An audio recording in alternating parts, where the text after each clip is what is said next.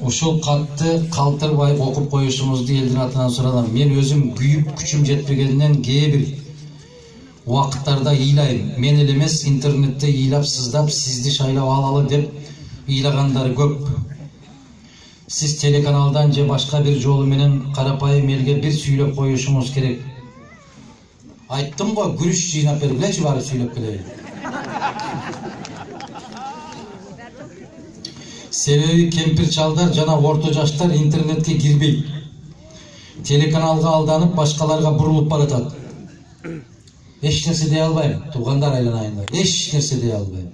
Айтып турсаң, деп турсаң, мына энелер отурасыңар го, ушу эч кайсы балаңарды жаман болсун дебейсиңер. Жакшы бол, жакшы бол, жакшы бол деген сайын жаман болуп атса эмне кыласыңар энелер?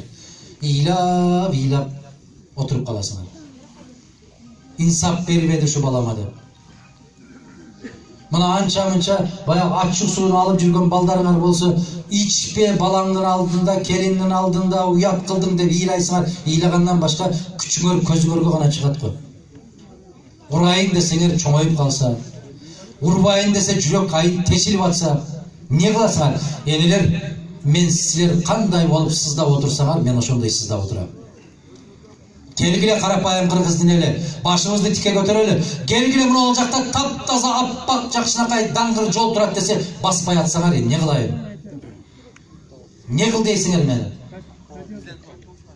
Мына ошентип биздин кыргыз мамлекетин ушундай бир эл кылабыз, республиканы ушундай кылабыз деген Разаковду айда берген кыргыз баатыр эме, ким баатыр? Кой оозунан чөп албаган Масалиевди тытмалап жүрүп жеген кыргыз эл баатыр болбой ким баатыр? Мен ошолордун кече бир аксакал чыгып айтты. Сиз ошо кишилердин даражасындагы акылкы кадрсыз деди. Сизден кийин мындай кадр чыкпайт деп айтты.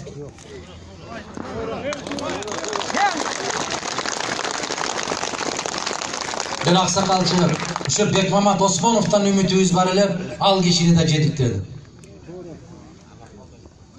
Мына ошо кишилерден кийинки калган жалгыз көзгө басар калдыңыз. Аллах сизди сактасын деп батасын берип ыйлады ошол баткенде.